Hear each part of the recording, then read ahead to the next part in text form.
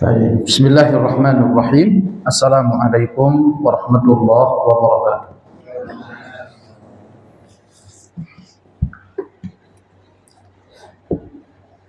Innal hamdalillah nahmaduhu wa nasta'inuhu wa nastaghfiruh wa na'udzu billahi min shururi anfusina wa sayyiati a'malina. Man yahdihillahu fala mudilla lahu wa may yudlil fala hadiya lahu. Asyhadu an la ilaha illallah wa asyhadu anna Muhammadar Rasulullah. Allahumma salli wa sallim alaihi wa ala alihi wa ashabihi wa man istanna bi sunnatihi ila yaumil qiyamah. Bapak Ibu, kembali di sini kita berjumpa di majelis kita, majelis tafsirul Quran, dan kita masih di percakapan kita di surah atau tafsir surah Alam Nashrah atau Al-Insyirah. Hari ini kita masuk membahas ayat berikut, firman Allah Ta'ala, ayat yang keempat, wa rafa'na laka dzikra. Kita akan bicarakan ini. Kita sudah selesai dari wa wada'na anka wizra alladhi anqadha dhahrak. Sekarang kita masuk wa rafa'na laka dzikra. Apa artinya? Dan kami angkat untukmu wahai Muhammad penyebutanmu. Kami angkat untukmu wahai Muhammad penyebutan. Penyebutan di sini maksudnya nama. Taib, ayat berikut, ayat keempat. Ayat ini kalau kita analisa, kalau kita lihat, ayat ini datang dalam bentuk sifat umum. Bersifat umum, mencakup segala hal yang mereka sebutkan tentang kenabian Nabi Muhammad. Wa rafa'na laka dzikra, dan kami angkat. Maksudnya itu kalau kita terjemah dengan maknawi, kami tenangkan engkau Muhammad. Kami sebut namamu di atas siapa? Segenap makhluk. Dan itu sifatnya umum, terkait dengan kenabian Nabi kita, Nabi Muhammad. Berupa tertulisnya nama beliau di Arsy, ismuhu maktubun al-Arsy. Nama beliau tertulis di atas Arsy. Tapi pernyataan ini itu masih atau disangsikan oleh mereka ulama-ulama ahli hadis tentang riwayat-riwayat yang datang menyebutkan bahwa telah tertulis di Arsy nama Nabi kita, Nabi Muhammad. Asyhadu an la ilaha illallah, asyhadu anna Muhammadar Rasulullah. Tidak ada yang datang keterangan tentang ini itu melainkan disangsikan secara keabsahan hadis. Berputar di antara hukum-hukumnya itu dhaif, bahkan palsu. Dan riwayat yang dibawa di maulid itu sering antum dengar bahwa nama Nabi kita, Nabi Muhammad, tertulis di mana? Di Arsy. Kita close bahwa berdasarkan seperti Imam Az-Zahabi rahimahullah, tidak ada datang riwayat yang menyebutkan tentang itu kecuali tidak terlepas dari dua keadaan: hadisnya dhaif dan juga palsu. Baik. Tetapi di sini disebutnya ismuhu maktubun 'alal arsy, artinya syuhratuhu, Allah mentenarkan Nabi kita di atas segenap makhluk. Berupa apa? Namanya tertulis di atas arsy. Ini masih tanda kutip ya. Karena kenapa? Hadisnya apa? disangsikan. Apalagi beliau disebut bersama Allah dalam kesaksian dan tasyahud. Asyhadu an la ilaha illallah, asyhadu anna Muhammadur Rasul. Wa rafa'na laka dzikra. Nah, itu maksudnya. Kemudian yang ketiga, Allah menyebut beliau di kitab-kitab sebelumnya, ismuhu Ahmad. Namanya siapa? Ahmad, Ahmad, Ahmad. Wa rafa'na laka dzikra. Kami tenarkan penyebutan nama wahai Muhammad. Juga penyebaran sebutan beliau di seluruh penjuru. Dengan orang masuk Islam berbondong-bondong di Amerika, di Jepang, di Saudi, di Indonesia, orang nyebut apa? Muhammad, Muhammad sallallahu alaihi wasallam di seluruh penjuru dunia. Wa rafa'na laka dzikra. Itu jadi maksudnya apa? Kami tenarkan namamu wahai Muhammad, wahai Muhammad. Juga maksudnya adalah beliau penutup dari para nabi. Wa rafa'na laka dzikra. Juga beliau disebut di dalam khutbah-khutbah, disebut di dalam azan, disebut di pembuka surat, dan bahkan ketika mengakhiri doa-doa, subhana rabbika rabbil izzati amma yasifun wa salamun alal mursalin wa rafa'na laka dzikra. Paham sekarang maksud wa rafa'na? Kami tenarkan namamu Muhammad, penyebutanmu di atas segenap siapa? Makhluk. Jadi nama Sidna terkenal di langit dan di mana? Di bumi. Dan itu nggak bisa di stop. Secara takdir kauni Allah, nama ini apa? Tersebar. Sallallahu alaihi wasallam. Kisah. Dan Allah menjadikan sebutan beliau di dalam Al-Quran, di mana Allah disebut, di situ Rasulullah disebut. At-Taubah ayat 62. Wallahu wa rasuluh wa rafa'na laka dzikra. Wa man yuti'illaha wa rasulahu wa rafa'na laka dzikra. Wa ati'u Allah wa ati'u rasul wa rafa'na laka dzikra.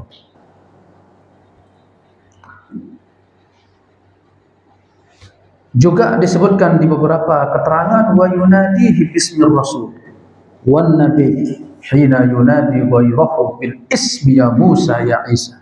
Paham maksudnya?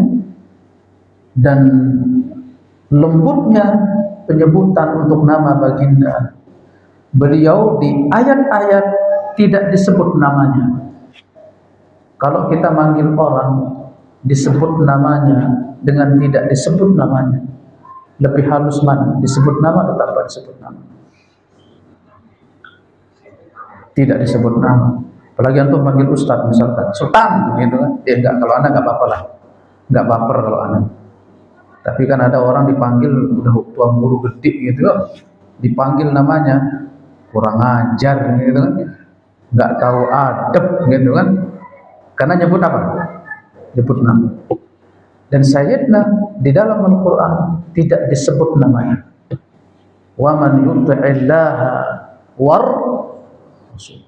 Berbeda dengan nabi-nabi dan rasul yang lain. Ya Musa, ya Ibrahim, ya Isa. Tetapi Nabi kita Muhammad dipanggil apa? Ya Rasul. Wa rafa'na laka dzikra. Semakin cinta antum kan sama-sama Sayyidina Rasulullah sallallahu alaihi wasallam. Dan tidaklah disebut nama itu kecuali qalbu orang yang menyebutnya atau hati orang yang menyebutnya itu menjadi merasa tenang dan gembira. Antum kalau sebut nama Nabi Muhammad sallallahu alaihi wasallam, Rasulullah, itu secara spontanitas hati itu apa? Dalam keadaan riang, gembira. Karena Allah yang menegaskannya, saya ja'alu lahumur rahmanu muttaqin. Allah jadikan atau Allah tanamkan di hati-hati mereka. Ar-Rahman, Allah Subhanahu wa taala wudda, yaitu apa? Cinta. Jadi ketika kita menyebut nama ini Muhammad sallallahu alaihi wasallam, Rasulullah sallallahu alaihi wasallam, itu ada cinta yang mekar di mana? Di hati. Wa rafa'na laka dzikra. Jadi seolah-olah di sini teman-teman, ketika Allah berfirman wa rafa'na laka dzikra, ini seolah-olah Allah berfirman apa? Annahul ana min anba'ik. Wahai Muhammad, aku memenuhi dunia ini dengan pengikutmu.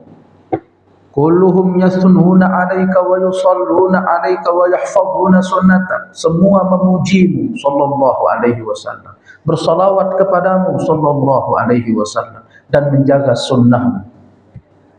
Fahum yamtathiluna fil fardhati amri wa fis sunnati amra.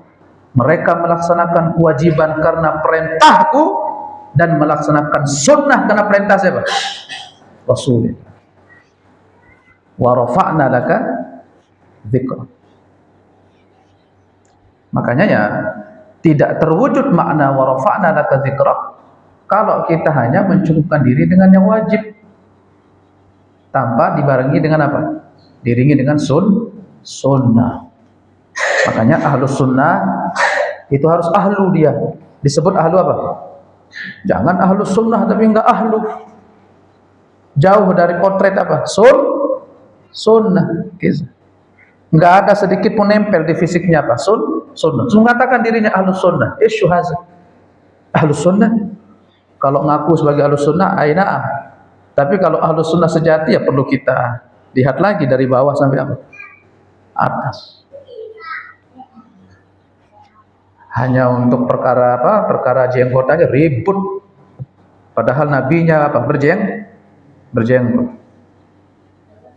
Hanya perkara apa? Celana cingkrang ribut.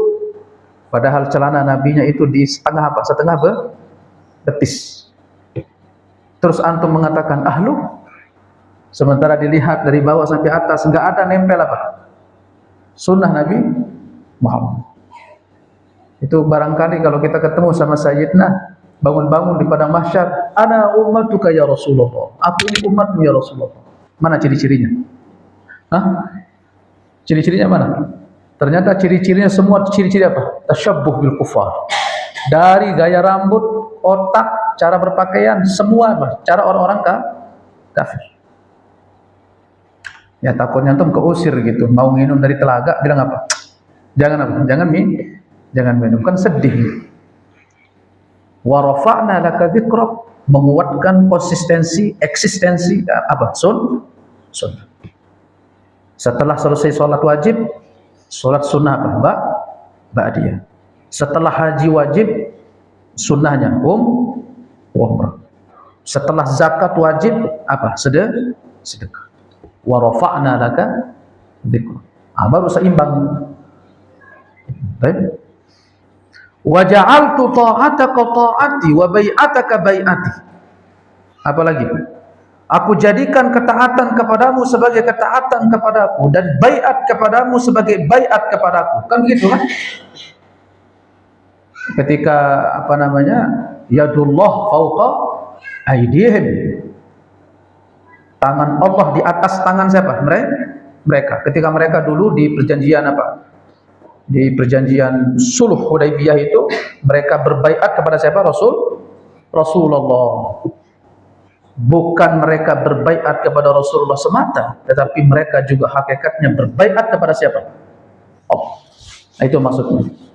Aku jadikan baiat mereka kepadamu sebagaimana baiat mereka kepada siapa?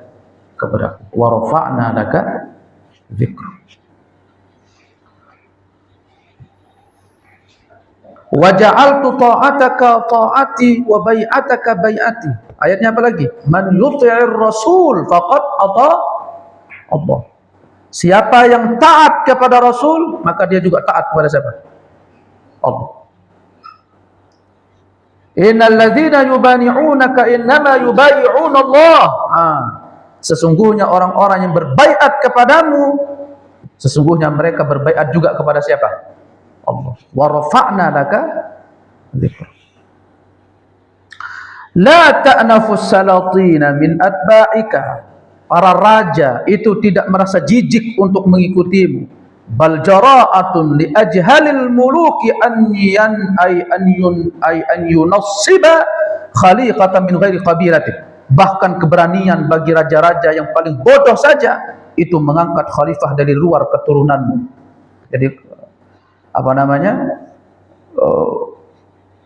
Bahkan keberanian bagi raja-raja dibilang apa? Jara'ah. Yang paling bodoh itu apa? Mengangkat khalifah dari keluar apa? Dari luar keturunan.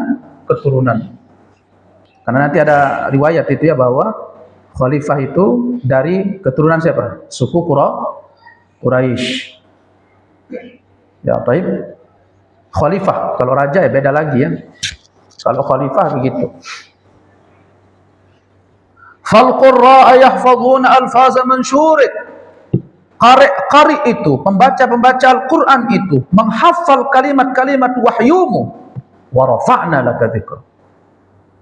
Wal mufassiruna yufassiruna ma'ani Qur'anik, atau Qur'anik, mufassir, penafsir Quran menafsirkan makna-makna Furqanmu.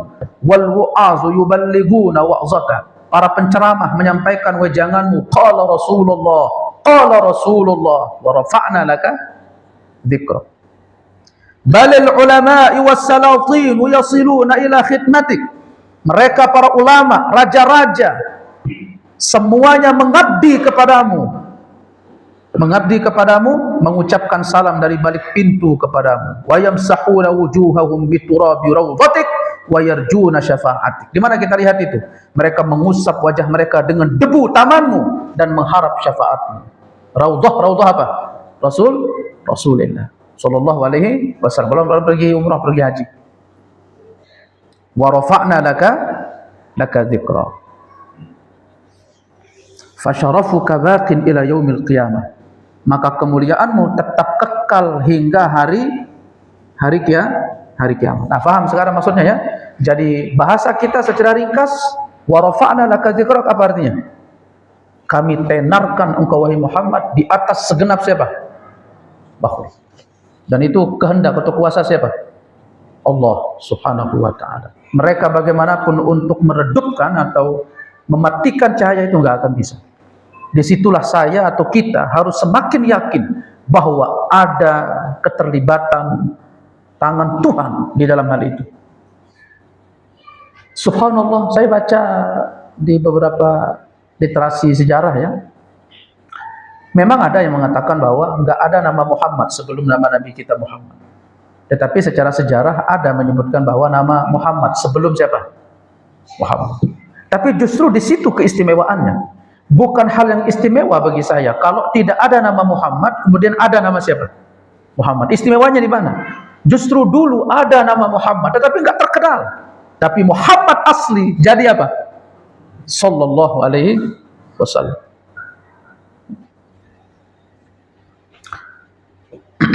Nah, ini kita bicara dengan apa? Wa rafa'na laka dzikra. Saya kira kopi tadi. Air putih.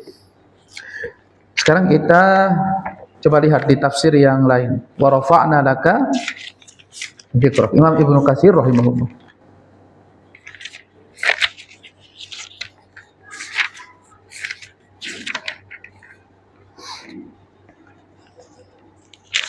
Kata Imam Ibnu Katsir, wa rafa'na laka dzikra, qala Mujahid, la uzkaru illa dzukirta ma'i. Wa rafa'na laka dzikra itu, aku tidak disebut kecuali engkau disebut. Asyhadu an la ilaha illallah, asyhadu anna Muhammadar Rasulullah. Ya, tadi sudah masuk penjelasan kita ya.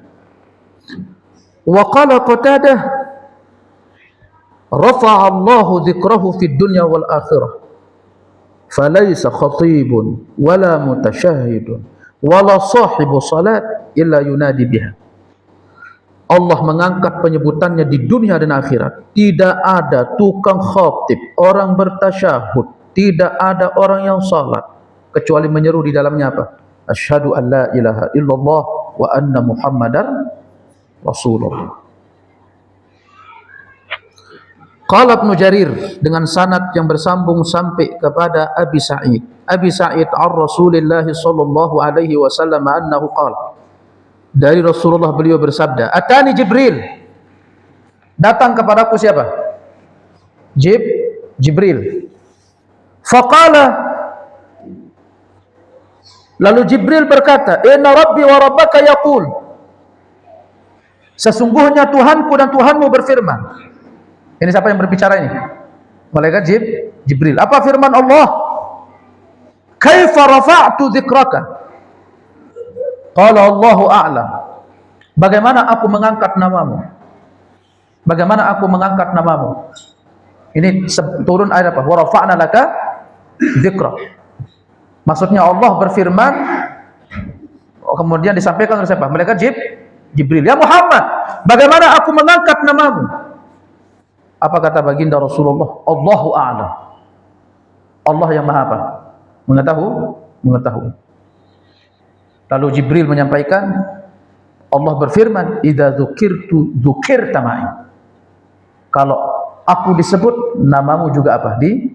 Disebut. Wa qala Ibnu Abi Hatim, dengan sanad beliau bersambung sampai Imam Ibnu Abbas. Qala Rasulullah sallallahu alaihi wasallam, Rasulullah bersabda, "Sa'altu Rabbi mas'alatan." Aku pernah bertanya kepada Tuhanku satu, atau aku pernah minta satu permintaan. Siapa yang minta? Rasulullah. Wadidtu anni lam akun sa'altuhu.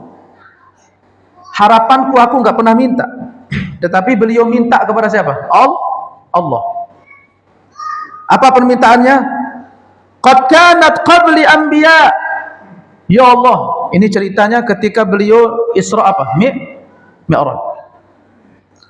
Qad kanat qabli anbiya.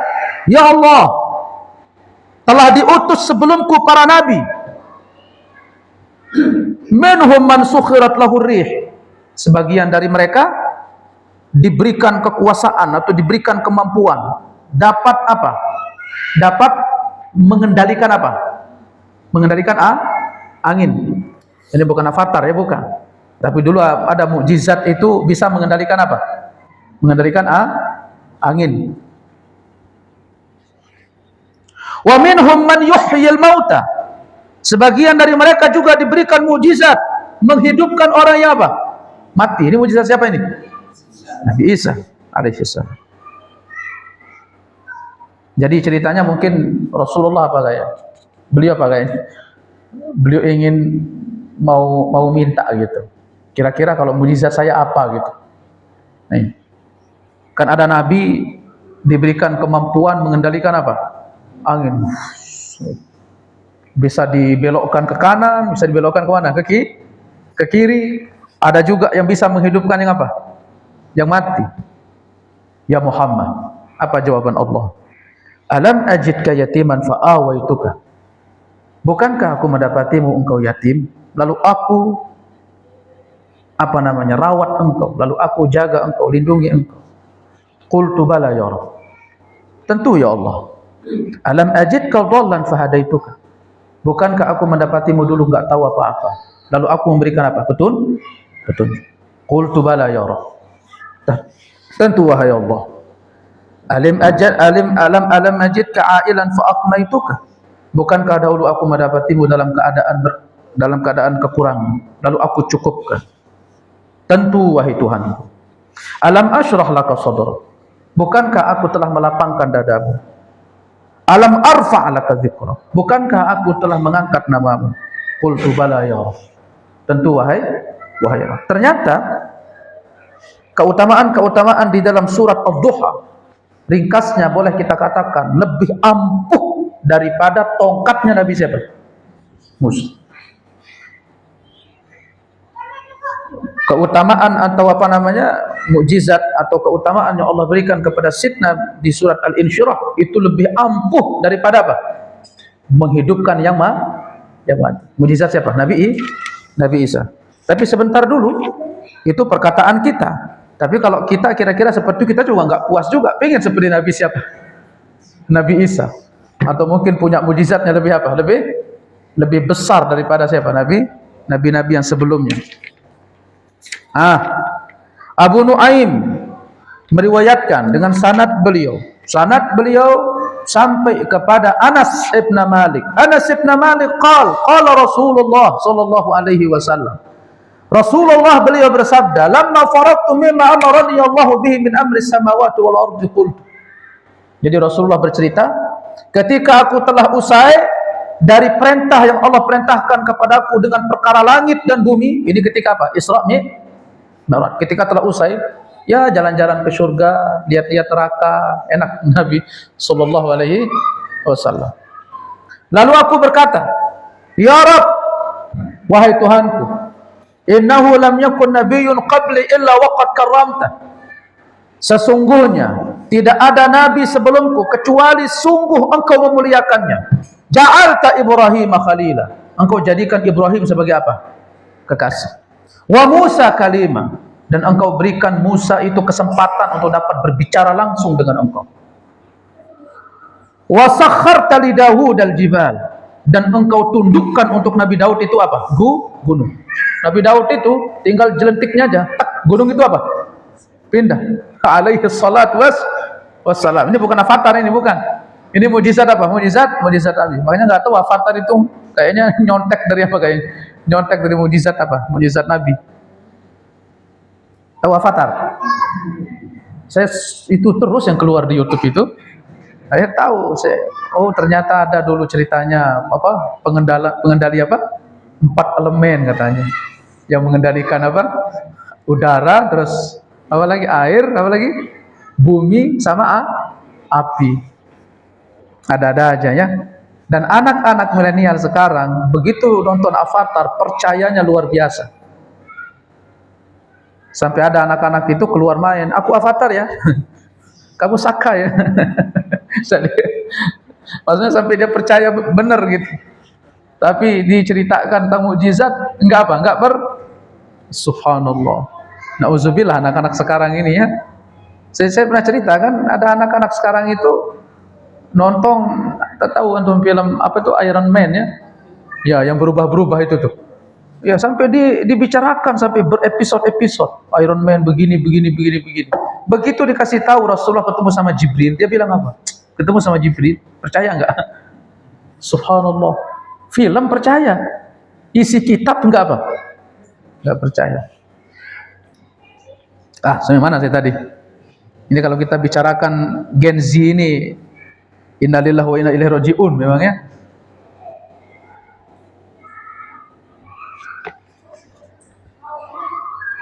Wa sakharta li Daud al-jibal. Engkau tundukkan untuk Daud itu apa? Gunung. Wa li Sulaiman ar-riha wasyayatin. Dan engkau kuasakan untuk Sulaiman itu angin dan apa? Syaitan. Nabi Sulaiman cuma satu kata, ambil kursinya. Langsung di depan kursinya.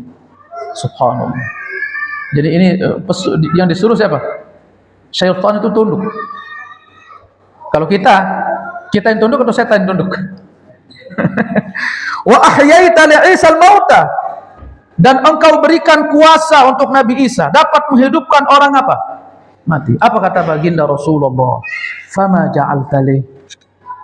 Ya Allah, apa yang engkau jadikan untuk diriku? Dari apa? Dari kekuatan ini. Apa yang kau jadikan untuk dirimu? Apa jawab Allah? Awalaisa, bukankah qad a'taituka afdala min dzalika kulli?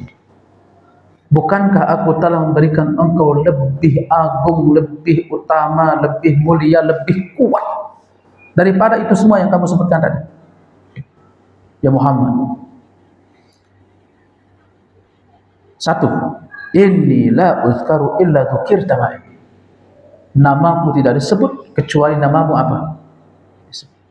Coba di mana coba Nabi Isa disebut apa namanya? Bergandengan dengan siapa? Oh, enggak ada, kecuali siapa? Rasulullah. Sekarang saya tanya antum akhina.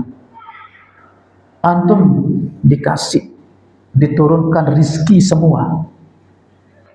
Tetapi Allah tidak mencintai antum. Kira-kira mana lebih antum pilih? diberikan rezeki semua tetapi kita tidak dicintai, atau dicintai tetapi dicicil-cicil rezekinya. Gimana?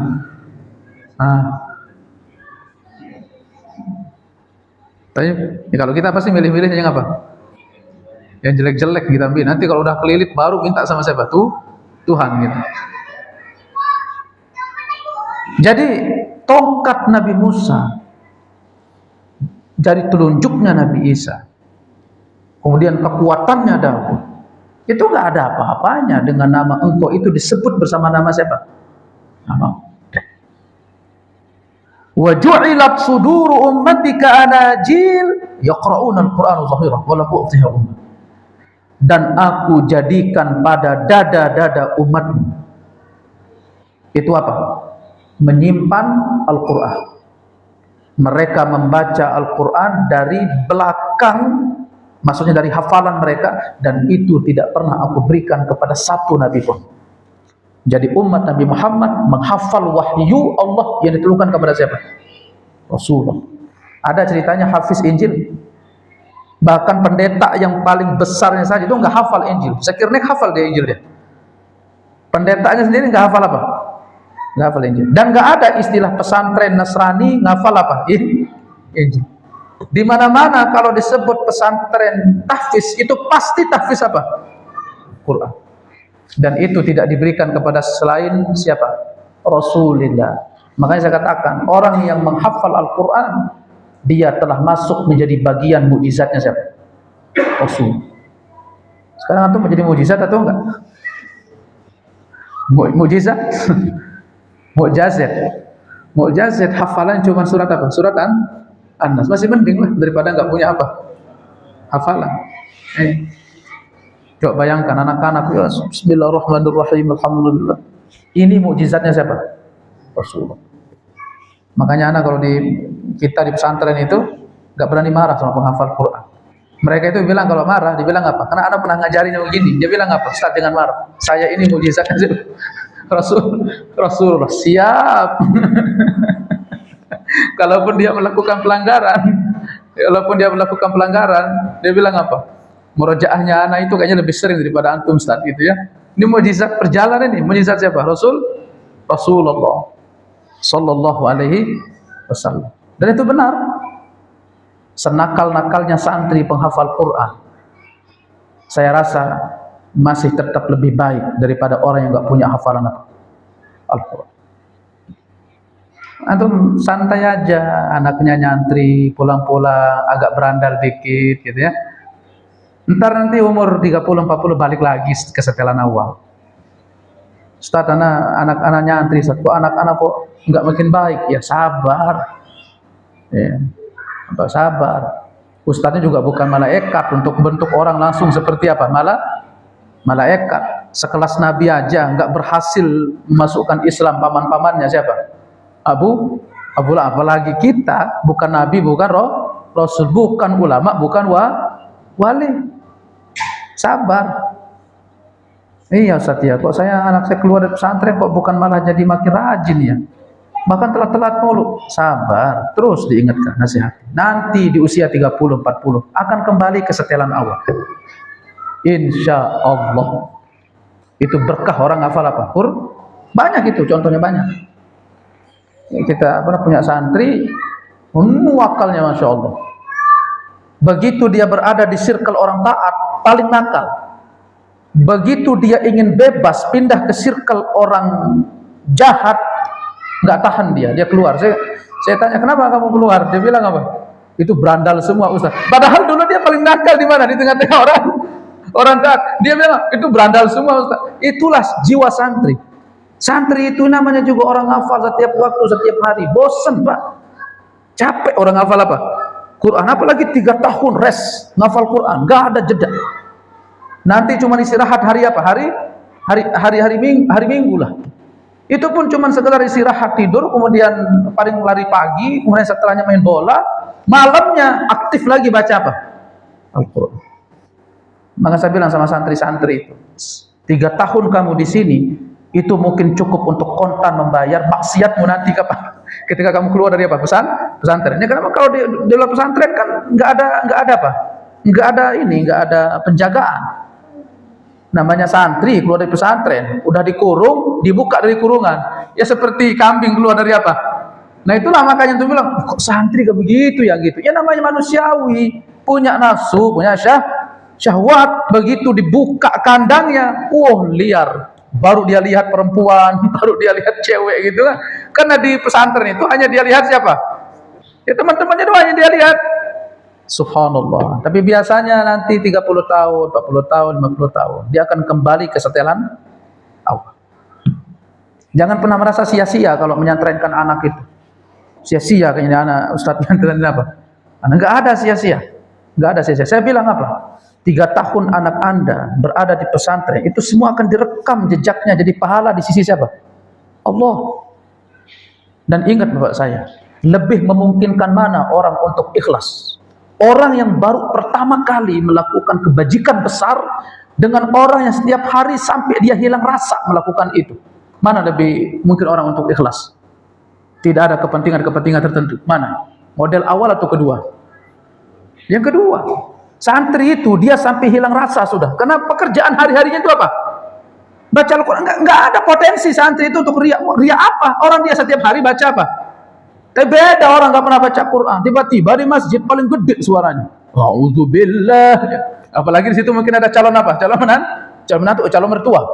Atau mungkin ada orang di situ mungkin pengen dengar apa? Didengarkan suaranya. Orang yang nggak pernah berpotensi besar untuk itu. Santri itu sudah hilang, udah biasa santri baca Quran, zikir, wirid, karena pekerjaannya setiap hari.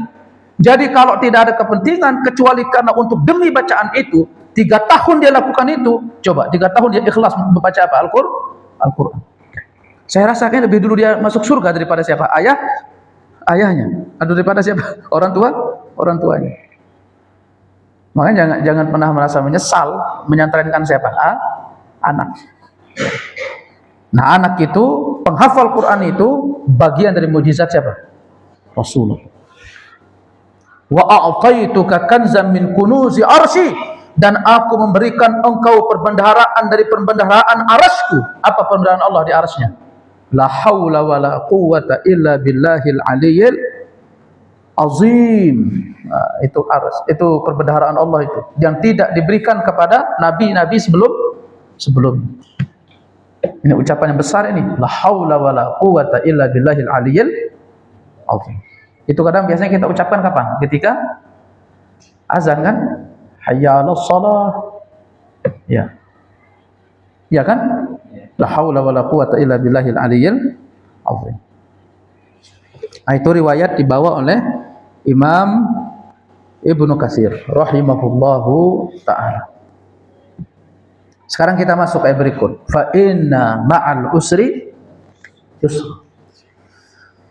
Maka sesungguhnya bersama kesulitan itu apa? Kemudahan. Ana langsung to the point. Ini ayat untuk orang-orang yang masih apa? Masih pesimis dengan kebaikan siapa? Allah. Hingga dia apa? Suuzon. Allah tempel antara kesulitan dengan apa? Kemudahan. Kenapa Allah tempel? Al-usri yusra. Bersama kemudahan itu apa? Kesulitan. Atau kesulitan bersama apa? Kemudahan. Mungkin ada yang bertanya, istimewanya apa? Kemudahan bercampur dengan apa? Kesulitan. Ya mestinya keistimewaan itu ya kemudahan tanpa campuran apa? Kesulitan. Bukan campuran di sini. Ini bukan celup untuk dicampur. Tetapi Allah ingin memberikan pesan atau isyarat kepada kita bahwa betapa dekatnya kesulitan dengan apa? Kemudahan. Ditempel oleh Allah. Fa inna ma'al usri yusra. Cuman masalahnya kita manusia itu apa? Walakinnakum qaumun tasta'jilun. Tapi kalian itu apa? Selalu tergesa-gesa, kurang sabar. Kurang sabar. Dan jangan pernah mengukur baiknya Allah itu dengan apa? Harta dunia. Kalau sekiranya harta dunia sebagai ukuran kebaikan Allah, berarti orang yang paling dibenci siapa berarti? Rasulullah. Karena Rasulullah apa? Miskin, akhir. Berarti kalau misalkan kita ukur kebaikan Allah itu dengan harta, sebagaimana orang-orang kafir mengukur kebaikan Tuhan itu dengan apa? Harta. Makanya orang kafir itu antum lihat kan bagaimana mereka itu apa? Ambisinya ngejar apa? Dunia. Dia akan mencaci maki Tuhan kalau dijadikan miskin. Tapi kalau dijadikan kaya, puji Tuhan, puji Tuhan. Tapi kalau kita dididik oleh agama ini bahwa harta duniawi itu bukan ciri orang itu dicintai oleh siapa? Oh. Dan bahkan bisa sebaliknya. Bisa sebaliknya, kalau dia tidak selaras dengan dunia yang diberikan, bahkan menjadi don akhiratnya, itu bisa apa? Istidraj. Jadi apa saya katakan? Saya ingin cepat mengatakan itu, bahwa sabar, tinggal tunggu waktu. Bahwa kesulitan dia berjalan berbarengan dengan apa? Kemudahan. Kesulitan dia berjalan bersama apa? Solusi. Sabar dan perbaiki husnuzon kepada siapa? Allah. Tadi saya katakan kalau misalkan duniawi itu jadi tolak ukur orang dicintai oleh Allah, niscaya ulama-ulama itu orang paling dibenci sama siapa? Allah. Semalam itu kita ceritakan tentang Hammad bin Salamah. Hammad bin Salamah itu ada orang Muqatil itu pernah masuk bertamu ke siapa? Hammad bin Salamah. Aku enggak mendapati di rumah itu kecuali 3 hal. 1, apa isi rumahnya Hammad bin Salamah? Ini ulama besar ini, ulama ahli hadis. Di otaknya itu tersimpan 10.000 hadis. Berapa ribu? 10.000 hadis. Antum berapa hadis? La ilaha illallah. Wala sepotong kita itu apa? Lupa. Innamal a'mal binniyat. Innamal a'mal binniyat wa innamal likulli imrin ma nawa. Terus lanjut. Apa lanjutannya? Yang kita kenal paling apa? Innamal a'mal binniyat. Ini 10.000 hadis di otaknya. Ini ulama. Isi rumahnya hanya 3. 1, hanya ada tikar. Enggak ada bantal, enggak ada selimut, enggak ada sarung. Sayyidina Rasulullah pernah beliau salat dengan 1 sarung, istrinya tidur. Karena saking enggak ada sarung. Sarungnya berapa? 1. Sarungnya agak lebar, kemudian diikat ke pundak, kemudian dijadikan sebagai sarung. Kemudian sisanya ujungnya dipakai selimut oleh siapa? Istrinya. Antum sesusah apa untuk sampai mengatakan Allah itu zalim sama antum? Ini kekasih-kekasih Allah Subhanahu wa ta'ala. Berarti cara kita melihat rezeki atau kebahagiaan itu berarti. Maka nanti kita akan masuk ini. Fa inna ma'al usri yusra. Nanti kita hubungkan dengan apa? Alam nasrah laka sadra. Kekayaan sejati ketika dulu baginda Rasulullah dicibir, dicela oleh orang-orang musyrik, mengatakan apa? Miskin Muhammad, fakir Muhammad. Jadi Sayyidina itu sedih. Beliau itu beranggapan bahwa ditolaknya dakwah ini karena beliau dari kalangan orang siapa? Miskin. Turunlah ayat alam nashrah laka sadrak. Saya ingin katakan bahwa kekayaan hakiki itu lapangnya hati, bukan banyaknya apa? Harta. Banyaknya harta, tapi kalau hati enggak lapang akan selalu merasa kurang dan sempit. Enggak pernah merasa apa? Bersyukur. Ini Hammad bin Salamah cuma punya apa? Tikar. Enggak ada bantal, enggak ada apa? Sarung. Ini kalau istri kita cuman begini rumahan, nanti gugat cerai kita sama siapa? Sama istri ini. Nauzubillah, laknatullah itu. Istri-istri akhir zaman. Enggak ada nafkah Ustaz. 3 kali dikasih makan sama istri, enggak ada, sama suami enggak ada nafkah. Oh, bukan nafkah maksudnya. Oh, pengennya dibeliin apa? Skincare. Iya. Cuman ada tikar. 2, hanya ada mushaf. Apa mushaf? Al-Quran. Kemudian ketiga, hanya ada kantong untuk menempatkan kitab. Pakaiannya berserakan. Yang dirapikan apa? Kita. Coba antum hidup sama istri kita zaman sekarang dengan cara seperti itu. Antum pasti akan dibilang apa? Jorok banget sih. Karena itu tadi, karena mata kita itu berhenti di apa? Faktor-faktor zahir. Seolah-olah ukuran kebahagiaan itu apa? Harta. Ya Allah. Kurang contoh apa antum? Selalu saya angkat contohnya mereka para public figure itu. Ya nikah 6 bulan cerai. Kurang molek apa mereka kan? Baru mereka nikah 5 tahun cerai. Kurang tampan apa mereka? Kurang kaya apa? Digugat sama istri. Berarti masalahnya di mana? Bukan di situ berarti masalahnya. Di mana masalahnya? Ini masalahnya. Udah apa? Ya. Jadi kalau kita mau mengukur kebaikan Allah dengan harta, berarti orang paling dibenci siapa? Makanya Allah katakan apa? Kalau sekiranya dunia itu ada baiknya, niscaya aku tidak akan memberikan dunia itu meskipun sebilah sayap apanya. Ya. Tapi masalah dunia itu enggak ada baiknya, mal'un. Kecuali dunia yang diisi dengan apa? Zikir kepada Allah. Nanti kita ketemu lagi ya di ayat yang ke-5. Fa inna ma'al usri yusra. Kenapa di sini menggunakan alif lam dan yusronnya menggunakan nakirah? Kita tunggu episode berikutnya. Semoga antum sehat selalu dan kita nanti berjumpa lagi. Dan semoga keluarga di rumah juga selalu diberikan kesehatan dan afiat. Rizki antum dimudahkan oleh Allah, aktivitas antum dimudahkan, kesulitan-kesulitan diberikan solusi dengan berkah majlis kita. Amin. Allahumma amin. Subhanakallahumma wa bihamdika asyhadu an la ilaha illa anta astaghfiruka wa atubu ilaik. Assalamualaikum warahmatullahi wabarakatuh.